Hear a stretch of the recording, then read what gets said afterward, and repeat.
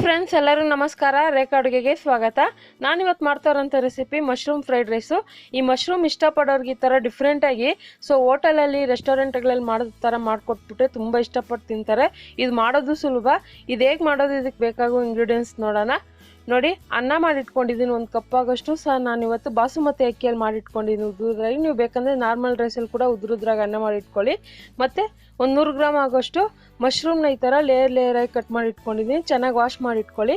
1 inch ಶುಂಠಿನ cut ಮಾಡಿ ಇಟ್ಕೊಂಡಿದ್ದೀನಿ. ಒಂದು 10 ಬೆಳ್ಳುಳ್ಳಿ ಪೀಸ್ನ ಚಿಕ್ಕದಾಗಿ ಕಟ್ ಮಾಡಿಟ್ಟಿದ್ದೀನಿ. 1.5 ಟೇಬಲ್ ಸ್ಪೂನ್ ಆಗೋಷ್ಟು chilli sauce, green chilli sauce, 1/4 tea spoon ಆಗೋಷ್ಟು ಪೆಪ್ಪರ್ ಪೌಡರು, 1/4 ಕಪ್ ಆಗೋಷ್ಟು ಕೊತ್ತಂಬರಿ ಕಟ್ ಮಾಡಿರೋದು, 1/4 ಟೀ ಸ್ಪೂನ್ ಆಗೋಷ್ಟು ಸೋಯಾ ಸಾಸು, 1 ಮೀಡಿಯಮ್ ಸೈಜ್ ಕ್ಯಾಪ್ಸಿಕಮ್ನ ಚಿಕ್ಕದಾಗಿ ಕಟ್ ಮಾಡಿದ್ದೀನಿ, 5 ಬೀನ್ಸು ಅದನ್ನು ಕಟ್ ಮಾಡಿ ಇಟ್ಕೊಂಡಿದ್ದೀನಿ, 1 ಕ್ಯಾರೆಟ್ ಅದನ್ನು ಕಟ್ ಮಾಡಿ ಇಟ್ಕೊಂಡಿದ್ದೀನಿ, 1 ಟೇಬಲ್ ಸ್ಪೂನ್ ಬೆಣ್ಣೆ, 2 ಹಸಿರು ಮೆಣಸಿನ್ಕಾಯಿನ ಅದನ್ನು ಕಟ್ ಮಾಡಿ ಇಟ್ಕೊಂಡಿದ್ದೀನಿ, 2 ಟೇಬಲ್ ಸ್ಪೂನ್ ಎಣ್ಣೆ, ಮತ್ತು ರುಚಿಗೆ ತಕ್ಕಷ್ಟು ಉಪ್ಪು. ಈಗ ಹೇಗೆ ಮಾಡೋದಂತ ನೋಡೋಣ.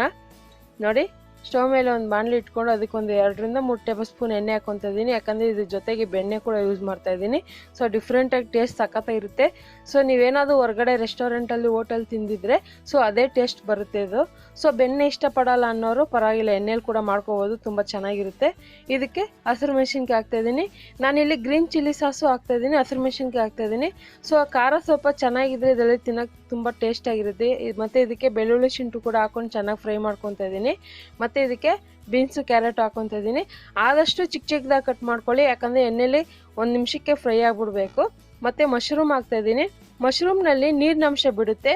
ಸೊ ಅದಕ್ಕೋಸ್ಕರ ಇದನ್ನು ಒಂದು ಮೀಡಿಯಮ್ ಹೈ ಫ್ಲೇಮಲ್ಲಿ ಇಟ್ಕೊಂಡು 2 ರಿಂದ 3 ನಿಮಿಷ ಚೆನ್ನಾಗಿ ಫ್ರೈ ಮಾಡಿ. ಅದರಲ್ಲಿರೋ ನೀರಿನ ಅಂಶ ಎಲ್ಲ ಹೋಗಬೇಕು.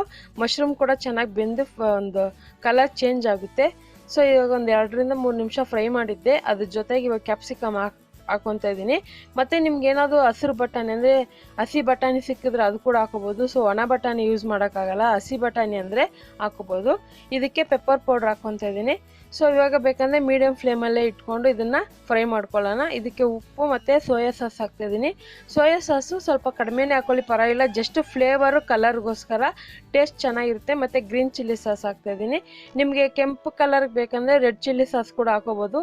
ಈ ಥರ ಮಾಡೋದ್ರಿಂದ ನ್ಯಾಚುರಲ್ ಕಲರ್ ಸಖತ್ತಾಗಿ ಬರುತ್ತೆ, ಡಿಫ್ರೆಂಟಾಗಿ ಟೇಸ್ಟ್ ಮಾತ್ರ ಸಖತ್ತಾಗಿರುತ್ತೆ. ನೋಡಿ, ಇದನ್ನೆಲ್ಲ ಚೆನ್ನಾಗಿ ಫ್ರೈ ಮಾಡ್ಕೊತಾ ಇದ್ದೀನಿ. ಸೊ ಇದು ಫ್ರೈ ಮಾಡೋವಾಗನೇ ಅನ್ನ ಹಾಕ್ಕೊತಾ ಇದ್ದೀನಿ. ನಾನು ಹೇಳ್ದಂಗೆ ನೀವು ಅದೇ ಅಕ್ಕಿ ಇದೇ ಅಕ್ಕಿ ಅಂತನೆಲ್ಲ ನಿಮ್ಮ ಮನೇಲಿ ಯಾವ ರೈಸ್ ಇದೋ ಅದರಲ್ಲಿ ಅನ್ನ ಮಾಡ್ಕೊಳ್ಳಿ. ಸೊ ಆದಷ್ಟು ಉದ್ರಾಗಿ ಮಾಡ್ಕೊಳ್ಳಿ. ಸೊ ಅನ್ನಕ್ಕೆ ಉಪ್ಪು ಹಾಕ್ಕೊಂಡು ಮಾಡಿರ್ತೀರಲ್ವ, ಇದಕ್ಕೆ ಉಪ್ಪು ನೋಡಿ ಹಾಕ್ಕೊಳ್ಳೋಣ. ಸೊ ಇವಾಗ ನೀವು ಇದನ್ನು ಬೆಳಗ್ಗೆ ಟಿಫನು ಕೂಡ ಮಾಡ್ಕೋಬೋದು, ಇಲ್ಲ ಮಧ್ಯಾಹ್ನ ಲಂಚಿಗೆ ಕೂಡ ಮಾಡ್ಕೋಬೋದು, ಇಲ್ಲಾಂದರೆ ಈವ್ನಿಂಗ್ ಸ್ನ್ಯಾಕ್ಸ್ ಆಗಿ ಕೂಡ ಮಾಡ್ಕೊಂಡು ತಿನ್ಬೋದು. ತುಂಬ ಚೆನ್ನಾಗಿರುತ್ತೆ.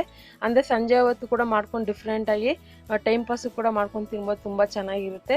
ಸೊ ಮನೇಲೇ ಆದಷ್ಟು ಸ್ವಲ್ಪ ಮಾಡ್ಕೊಂಡು ತಿಂದರೆ ಫ್ಯಾಮಿಲಿ ಜೊತೆ ಎಂಜಾಯ್ ಮಾಡ್ಬೋದು, ಅಂದರೆ ಸ್ವಲ್ಪ ಜಾಸ್ತಿನೇ ತಿನ್ಬೋದು. ಸೊ ಇದೆಲ್ಲ ಚೆನ್ನಾಗಿ ಮಿಕ್ಸ್ ಮಾಡ್ಕೊಂಡಿದ್ದೀನಿ. ಮಿಕ್ಸ್ ಮಾಡ್ಕೊಂಡ್ಮೇಲೆ ಇದನ್ನು ಒಂದು ಸರ್ವಿಂಗ್ ಪ್ಲೇಟಿಗೆ ಸರ್ವ್ ಮಾಡಿದ್ದೀನಿ. ಟೊಮೊಟೊ ಕೆಚಪ್ ಜೊತೆ ಸರ್ವ್ ಮಾಡಿದ್ದೀನಿ. ನೋಡೋದಲ್ಲ ಎಷ್ಟು ಸಿಂಪಲಾಗಿ ಕಲರ್ಫುಲ್ಲಾಗಿ ಮಶ್ರೂಮ್ ಫ್ರೈಡ್ ರೈಸ್ ಮಾಡೋದು ಅಂತ. ಹಾಗಾದರೆ ರೆಸಿಪಿ ನಿಮ್ಗೆ ಇಷ್ಟ ಆಗಿದೆ ಅನ್ಕೊತೀನಿ. ಇಷ್ಟ ಆಗಿದೆ ನೀವು ಕೂಡ ಟ್ರೈ ಮಾಡಿ, ಹೇಗಿದೆ ಅಂತ ಕಮೆಂಟ್ ಮಾಡಿ.